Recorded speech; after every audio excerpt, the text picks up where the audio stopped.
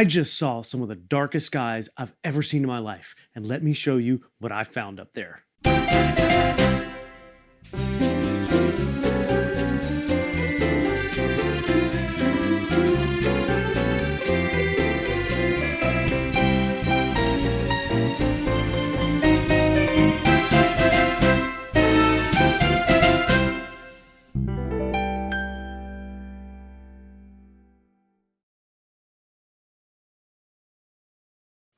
It's almost Thanksgiving, and that means here in the United States, everybody's going to be getting together with their friends and families and stuffing their faces with turkey.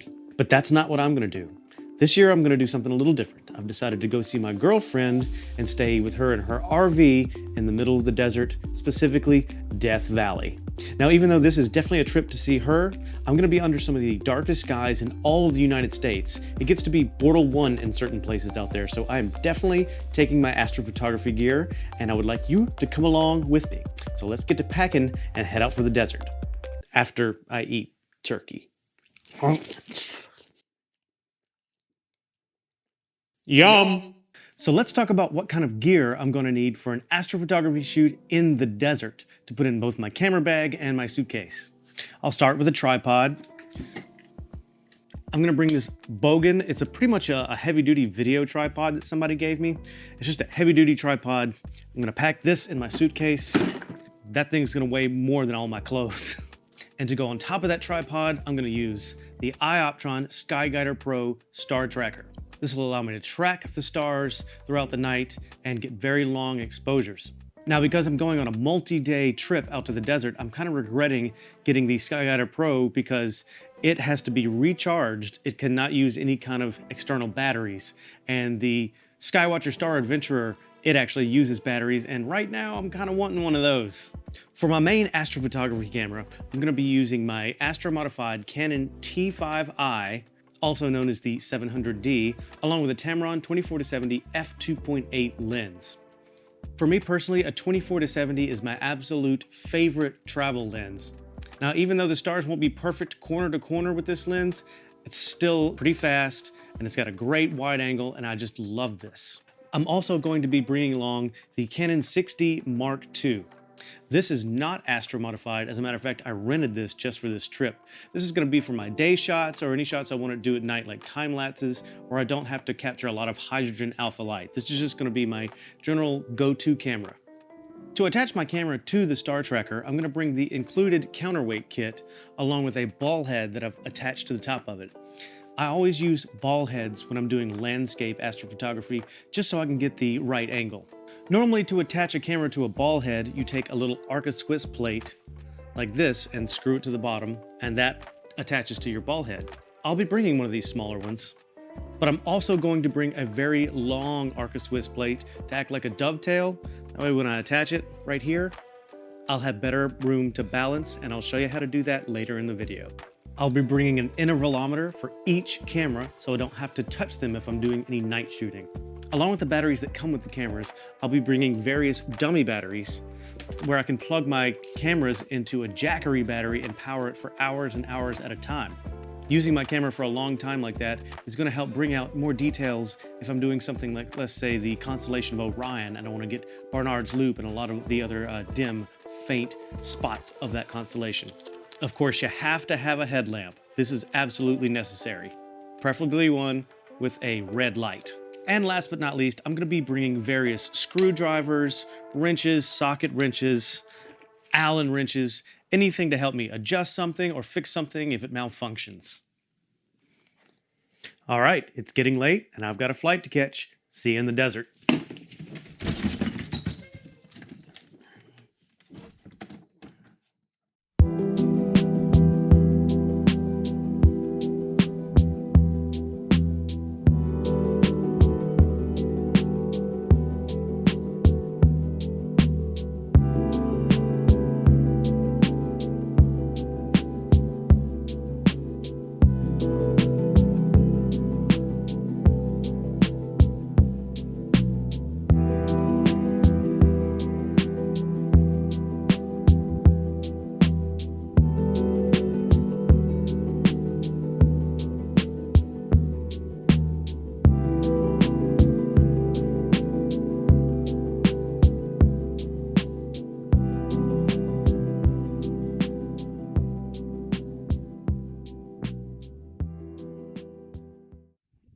And we're here in Death Valley. This is the Furnace Creek area. We're miles and miles away from people.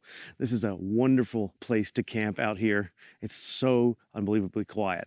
It is Friday, the day after Thanksgiving. We had a wonderful Thanksgiving out here, made some food, got to look at the best view of stars I've ever seen. There were stars between stars between stars. You could see the winter Milky Way. I've never seen anything like it. Let me give you a quick look around on what it actually looks like around here. There's lots of prickly things out here. So this is home for the next few days, and just check it out. What an incredible place to be.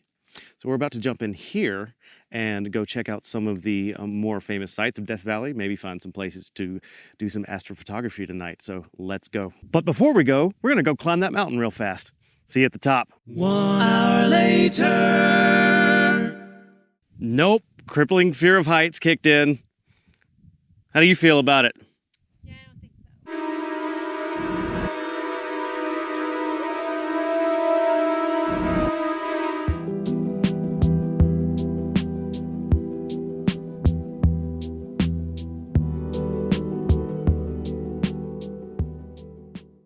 so. First stop is Zabriskie Point. It's supposed to be one of the most beautiful views and overlooks in all of Death Valley, and especially good at sunset, sunrise. And we might not make that, but we're hiking the trail right now, and hopefully we come to a very gorgeous overlook at some point. I'll show you when we get there.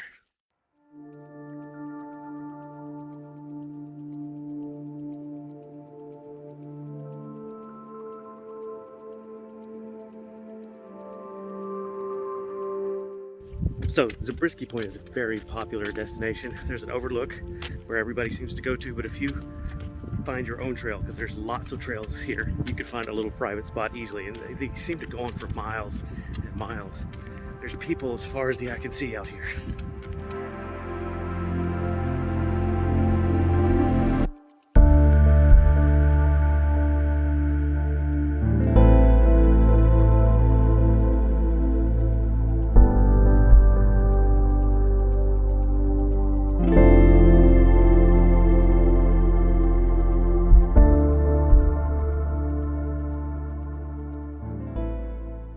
So we made our way to the Furnace Creek Visitor Center, and somewhere in this area we found a little saloon and had burgers and beer. But now it's time to head to Badwater Basin because they have these salt flats with like polygon shapes, and I think that's where I want to take my photo. So here we go. Let's go!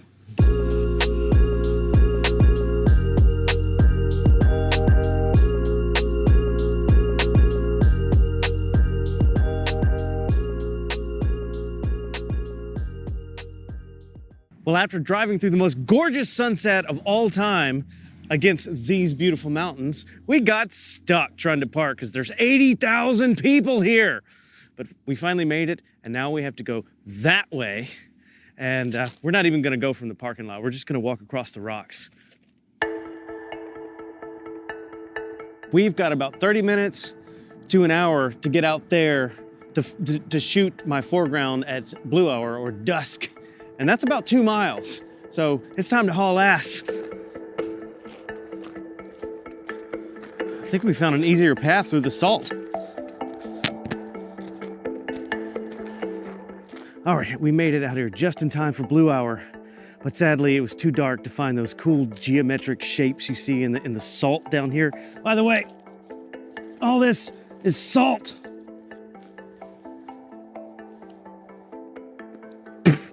Yum. Anyway, I got my camera set up on the tripod. I'm facing kind of southeast, southeast.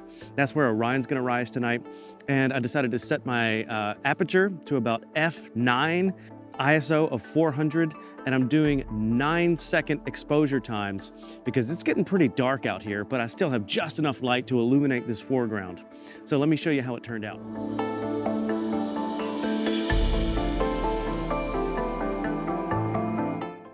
Once it got completely dark outside, the temperatures began to drop rapidly to below freezing, and we had at least a 30 to 45 minute walk back to the vehicle. As much as I wanted to photograph the constellation of Orion coming up above the mountains at Badwater Basin, it was much more convenient for us to go back to our campsite on the other side of the mountain and continue the photo shoot from there. Once we finished our 30 to 40 minute drive back to the campsite, I set up the star tracker and faced my camera east to southeast, just like I was facing at Badwater Basin, and I was able to take 60 3-minute exposures of Orion. Okay, let's talk about how I actually take the photographs of stars and outer space. I use a star tracker like this Ioptron SkyGuider Pro. I mount my camera to the top, and when I turn it on, it'll move my camera with the rotation of the Earth and allowing me to take at least 3-minute exposures. Now, when doing nightscape photography, unfortunately, that means the ground will blur, so I have to take a completely separate photo for the foreground where I have the star tracker turned off. It's very important to a lot of astrophotographers that the foreground is in the exact same spot and location as the actual space photo you're taking. For other people, it doesn't really matter, but you don't want to be able to just take a foreground and then use any old stock space photo. That wouldn't be genuine. So try to keep your foreground in the same spot as the space photos you're taking. As you can see here, I've got my counterweight kit and a ball head attached to the top of this star tracker. Before we mount our camera, we need to make sure our star tracker is pointing north. Unfortunately, my microphone went bonkers here, but basically what I'm saying is we need to look through the polar scope and align the reticle inside the scope with the North Star to properly polar align our star tracker. Now I'm attaching my camera to the ball head with the long Arca Swiss plate that I recently purchased. Now this is not necessary. I've done this a million times with just a regular small Arca Swiss plate and I got 3-minute exposures just fine. But I've become obsessive with balancing lately, and this is a front heavy camera lens, so this just gives me a little extra peace of mind. The first step to balancing is loosening the clutch on your star tracker and just holding on to it and letting it fall. If it falls one direction or the other, just move your counterweight left or right. As you can see, it's too heavy right now on this side. If I let go, if it's pushed too forward, it's too heavy on the camera side. Just move it until it's good and balanced. And this is normally good enough for wide lens photography like 24 millimeters, but I like to go the extra step and balance the declination as well. And that's where this long Arca Swiss plate comes into play. So I've got it balanced here. Now I'm going to aim my camera where I want to shoot. Let's say we're going to shoot something in the east. Got my camera aimed east. If I let go, can you see it's falling forward like that? So what I want to do is I want to hold onto my camera and loosen this Arca Swiss plate. And since it was falling forward, I want to pull it backwards. Now, after several minutes of trial and error, it shouldn't move in any direction when you move it with the clutch loosened. That's balanced, and it can allow you to get very long exposures. 3 minutes up to 5 minutes or more with a star tracker, and that's pretty impressive, as long as your polar alignment is also very accurate. Once your setup is balanced, you can aim your camera up at a bright star or a planet like Jupiter and turn on your live view and turn your focus ring until that star is as small of a pinpoint of light as possible, and then you're in perfect infinity focus. For the targets out here in the desert, I'm going to set my ISO to about 1600 because they are pretty dim and I want them to be quite bright. I'm going to set my aperture to about 3.5. I know this lens can handle f2.8, but I want to stop it down just a little bit to keep the stars a little more sharp. And for a shutter speed, I'll be switching it to bulb mode and using an intervalometer. And this allows me to take exposures as long as I want, so I'm going to dial it into 3 minutes. We're going to do 3-minute exposures.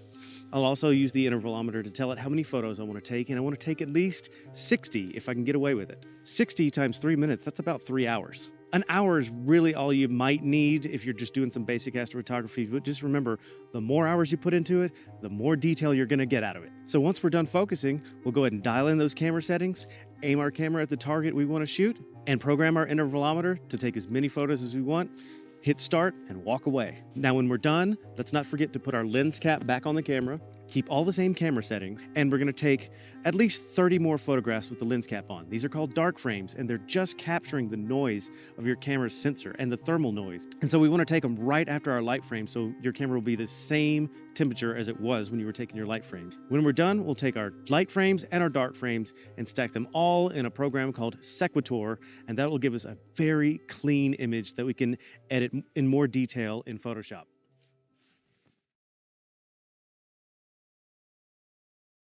Last night was probably one of the most incredible nights of my life, and I cannot wait to show you what came out of it. One of the most unique things about this area and how dark it is you get to see this green sky glow that I've never seen anywhere back home. It's incredible, actually. It's just like a green mist or cloud. After I finished shooting last night, we got on top of the RV with a blanket and some snacks, and we just stared up at the sky for a very long time and just watched it come to life. And it was one of the most beautiful experiences I've ever had. I'm truly gonna miss this place. I feel so connected to nature and the world. You know, there's really nothing else like it. If you come out to Death Valley, do not try to see it in just one day. There's so much beauty out here, and you really need to just let it all soak in. Take your time at each place. Don't be in a rush like I was yesterday. Well, goodbye, my Death Valley cactus friend. It's time for us to leave this place. We're heading to the Nevada desert now, to an area you may or may not have heard of, in a town called Rachel. So let's get to moving.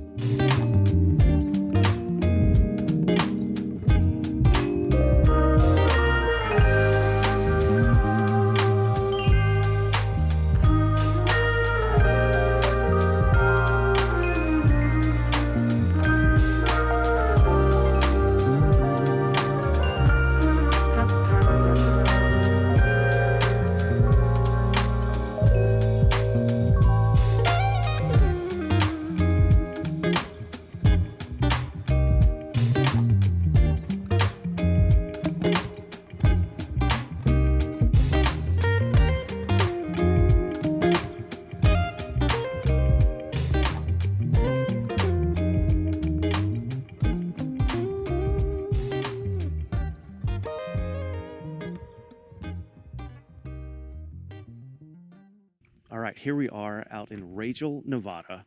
If you haven't heard of this place, it's a tiny town out in the middle of the Nevada desert, and it's just a few miles away from the infamous base Area 51. UFO conspiracy theorists love coming out here. I'm not necessarily into that myself, but I do love aliens. I grew up loving that stuff. I'm not sure how I believe in them, but it's a very cool place to shoot out here, that's for sure. We got in a little too late last night to shoot a foreground. It was dark, so we had some food and some drinks, and I was able to set up a star tracker, and Cygnus, the constellation Cygnus, was right above the RV.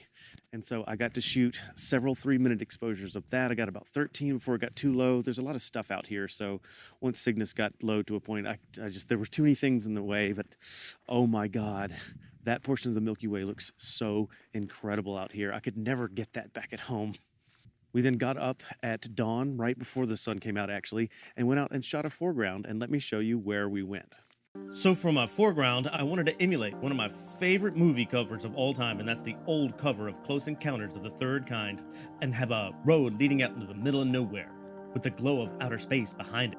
And I couldn't think of a more iconic road than Groom Lake Road, because this road goes all the way back to Area 51. It's really there, it's really back there. So we got out here right before dawn, waited for the sunrise to come up right over here and illuminate it just enough to where it still looked like night. I got the cool nighttime shadows, and I think it looks great. There's one problem. This is southwest, and Cygnus is northwest, so I felt like I was kind of cheating a little bit, so I decided to shoot one more foreground location. This highway is known as the extraterrestrial highway because of all the UFO sightings that have taken place in this area. This is true northwest, and Cygnus will be right back there. I don't know which one's gonna look cooler. Let's let you decide.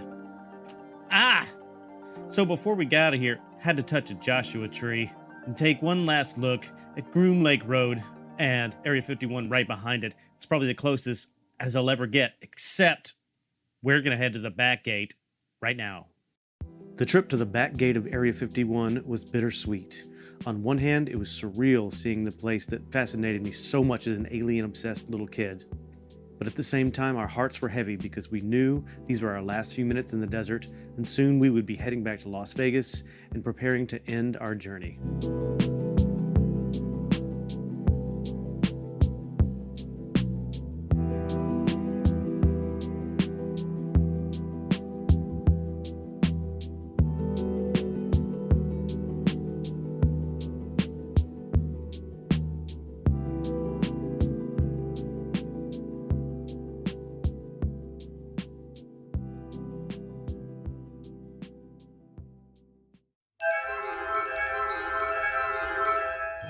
Well, folks, that had to be one of the most magical experiences of my life. Not only were those some of the best guys I've ever seen, but I got to see them with somebody who's very special to me.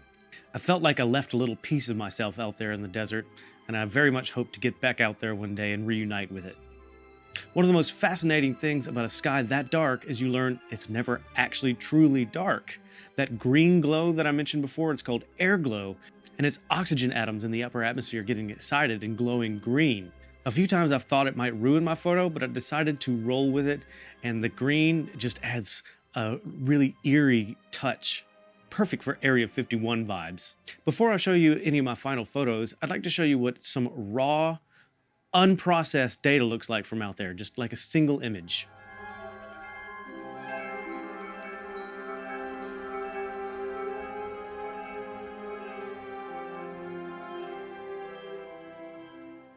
It's pretty incredible the amount of detail you can pull out without any processing in skies that dark. And that about wraps it up for this video. Thank you all so much for watching. If you liked the video, please leave me a like. It helps out the channel. And if you want to see more space madness, please definitely subscribe. All right, everybody, as always, stay spacey, clear skies, and good night.